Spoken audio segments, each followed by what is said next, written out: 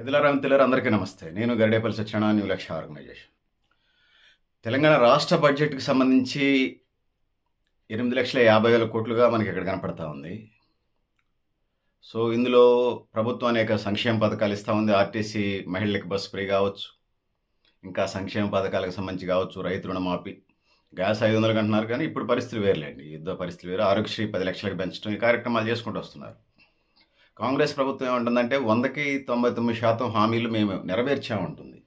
100కి 99% హామీలు నెరవేర్చాము. ఆ విధంగా ముందుకు పోతున్నామని చెప్పేసి తెలియజేసుకుంటా ఉన్నది. సో, ఇది పరిస్థితి.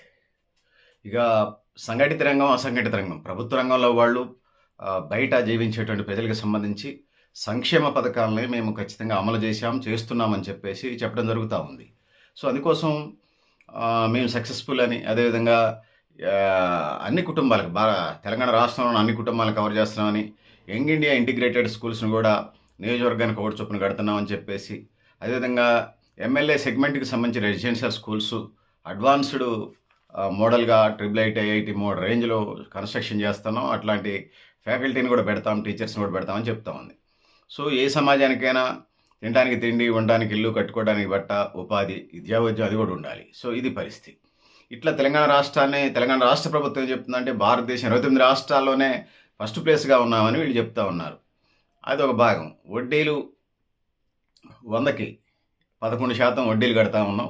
మా ప్రభుత్వం వచ్చినాటికి దాన్ని 8.6% వడ్డీ రేటు తగ్గించేలాగా ప్రయత్నం చేస్తున్నాం. ఆ మిత్తిలు కట్టే పరిస్థితి అయితే కొనసాగుతూ ఉందని చెప్తా ఉన్నారు. ఈ తెలంగాణ రాష్ట్ర ప్రభుత్వానికి సంబంధించి ₹1 కేంద్ర ప్రభుత్వానికి పన్ను కడితే వాళ్ళు 42 పైసలు రిటర్న్ ఇస్తా ఉన్నారని చెప్పేసి చెప్తా ఉన్నారు. ఇట్లా చెప్పుకుంటూ పోయినప్పుడు ఏదైతే ఉన్నదో ఈ వడ్డీ రేట్లకు సంబంధించి 2.102 నుంచి 2.17కి ఇది పెరిగినట్టుగా మనకి అర్థమవుతా ఉంది.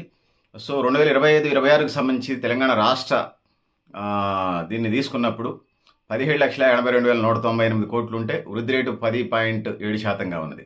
ఇక దేశాన్ని మనం తీసుకున్నప్పుడు దేశానికి సంబంధించి 3,57,13,886 కోట్లు బడ్జెట్ ఉంటే అందులో వృద్ధి రేటు 8%గానే ఇండియాది మనకి కనిపిస్తూ ఉంది. సో, తెలంగాణ జీడిపి 50% పెరిగింది అని చెప్పేసి ఈ పాలక ప్రభుత్వం అయినటువంటి కాంగ్రెస్ ప్రభుత్వం మనకి చెప్తా ఉంది. సో, పర్ క్యాపిటల్ ఇన్కమ్కి సంబంధించి తలసరి ఆదాయానికి సంబంధించి మనం తీసుకున్నప్పుడు తలసరి ఆదాయాన్ని తెలంగాణ 2025-26 సంవత్సరానికి సంబంధించి వచ్చినప్పుడు ₹4,18,931గా మనకి చూపిస్తూ ఉన్నారు. వృద్ధి రేటు 10.2%గా కనపడతా ఉంది. మళ్ళీ చెప్తాను, తెలంగాణ తలసరి ఆదాయం ₹4,18,931 కోట్లుగా ₹931 కనపడతా ఉంది. ₹4,18,931 10.2 వృద్ధి రేటు ఉంది. ఈ ఇండియాకి సంబంధించినటువంటి పర్ క్యాపిటల్ ఇన్కమ్ 2025-26 సంవత్సరానికి సంబంధించి వచ్చినప్పుడు 2,19,575 2,19,575 అంటే 6.9గా వృద్ధి రేటు మనకి ఇందులో కనపడతా ఉంది. సో, ఇండియాకి సంబంధించి ఏదైతే ఉన్నదో ఇండియా అగ్రిగేట్ తలసరి ఆదాయం, దేశంలోని అన్ని రాష్ట్రాల అగ్రిగేట్ తలసరి ఆదాయం కంటే మనం 1.9 దాదాపు 2% ఎక్కువగా ఉన్నట్టుగా. ఎంత ఎక్కువగా అంటే ₹1,99,356 అదనంగా నేషనల్ పర్ క్యాపిటల్ ఇన్కమ్కి సంబంధించి అంటే తలసరి ఆదాయాన్ని మించి తెలంగాణ రాష్ట్రం వృద్ధి చెందుతుందని చెప్తున్నారు. వాస్తవానికి ఆ ధనికులు మరింత ధనికులు అవుతున్నారు, పేదలు మరింత పేదలు అవుతున్నారు. ఇంకా డెవలప్ చేయాల్సినటువంటి పరిస్థితి మన ముందు కనపడతా ఉన్నది. సో, ఇది పరిస్థితి. ఇక అప్పులకు సంబంధించి తెలంగాణ రాష్ట్ర ప్రభుత్వం ఏదైతే ఉందో 25,612 కోట్లు అప్పు. ఇది 20 నుంచి 39 సంవత్సరాలకి పొడిగించినట్టుగా చెప్తా ఉన్నారు. 20 సంవత్సరాల్లో కట్టాల్సింది 39 సంవత్సరాల్లో కడతామని చెప్పేసి చేశారు. సో, ఇది తెలంగాణ ఆర్థిక పరిస్థితి. వీళ్ళు అభివృద్ధి చెందినవని అంటున్నారు, అప్పులు ఉన్నాయంటున్నారు.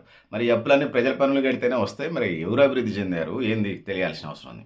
మరి 80 లక్షల మందికి 65 లక్షల మంది ఇళ్ళకెట్లా అప్లై చేసుకున్నారు? వీళ్ళు దేశంలోనే మొదటి ప్లేస్లో ఉంటే ప్రభుత్వాలు కబుర్లు చెప్తా ఉంటాయండి. 2025-26 సంవత్సరానికి సంబంధించి వచ్చినప్పుడు 2031-32 అంచనాలు చూసుకున్నప్పుడు సో, ఏదైతే ఉన్నదో 34,58,11,911 కోట్లు ఇదిగా కనపడుతుంది బడ్జెటరీగా. సో, ఇందులో 27,985 కోట్లు మార్చుకునేటువంటి కార్యక్రమాన్ని అంతా అప్పులకు సంబంధించిన ట్రాన్సాక్షన్ మనకు కనపడతా ఉంది. రూపాయి పోకడ కేంద్రానికి రూపాయి పోతే 42 పైసలు రిటర్న్ వస్తూ ఉంది. తెలంగాణ జీడీపీకి సంబంధించి వచ్చినప్పుడు 2.102 నుంచి 2.174కి పెరిగినట్టుగా చెప్తా ఉన్నారు. 2.102 2.102 నుంచి 2.174కి పెరిగినట్టుగా మనకి లెక్కల ద్వారా తెలుస్తూ ఉన్నది. ఇది పరిస్థితి. సో ఇది పరిస్థితి. జీడీపీ పెరుగుదల తెలంగాణ రాష్ట్రంలో 2.102 నుంచి 2.107కి పెరిగినట్టుగా మనకి లెక్కల ద్వారా తెలుస్తూ ఉంది. సో ఒకవైపు అధికార ప్రతిపక్షాల వాదనలే అప్పులైతే ఉన్నాయి. తెలంగాణ రాష్ట్రానికి భారతదేశంలో 1,34,000 కోట్లు దేశవ్యాప్తంగా ఉన్న ప్రజలకు ఉంది. రాష్ట్రానికి సంబంధించి గత ప్రభుత్వం 7,20,000 కోట్ల నుంచి 7.5 లక్షల కోట్లు అప్పు చేసింది. ఇప్పుడు వచ్చినటువంటి ప్రభుత్వం 3.5 లక్షల కోట్లు, అంటే 10 నుంచి 11 లక్షల కోట్లు అప్పు చేశారు. ఆ వడ్డీలే ఇప్పుడు మనం చెప్తా ఉన్నాం. సో ఇది పరిస్థితి. ఈ పరిస్థితుల్లో మరి రాష్ట్ర అభివృద్ధి ఎట్లా జరుగుతుంది ఏందనే దానికి వచ్చినప్పుడు మనం ఏమి చేయాలనేది భవిష్యత్ కార్యాచరణకు సంబంధించి మనం ముందుకు వెళ్లాల్సిన అవసరం అయితే ఉన్నది. మరి ఈ అప్పులతోని ఎట్లా ముందుకు పోతాం అనేది ఉన్నది. సో గతం కంటే గుడ్లో మెల్లలాగా అది గుడి ప్రభుత్వం అయితే గత ప్రభుత్వం, ఇప్పుడు మెల్ల ప్రభుత్వం లాగా ఉన్నది తప్పితే నిజంగానే ప్రజల నిజ జీవితాల్లో వెలుగులు నిండే ప్రణాళికలు ఏమి లేవు. అప్పుడు బడ్జెట్ ఎంత ఉన్నది ఏమంటారు, డాలర్ విలువ ఎంత ఉన్నది, డాలర్ అప్పుడు 73 రూపాయలు అనేది ఇప్పుడు 93 రూపాయలకు వచ్చింది. వీళ్ళు బడ్జెట్ పెంచినామని చెప్తున్నారు, నిజంగా పెరిగిందా?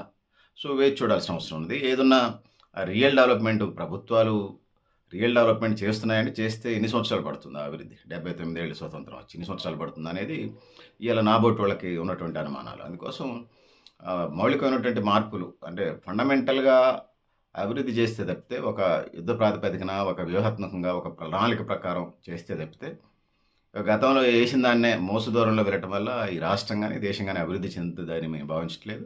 సో పెద్దలారా మిత్రులారా చాలామంది ఎక్స్పర్ట్స్ అదే చెప్తా ఉన్నారు. మీరు కూడా మీ అభిప్రాయాన్ని కామెంట్ బాక్స్ రాయని తెలియజేస్తూ నేను గరిడేపల్లి సత్యనారాయణ, న్యూ లక్ష్య ఆర్గనైజేషన్. థ్యాంక్ యూ వరండాలి పెద్దలారా మిత్రులారా.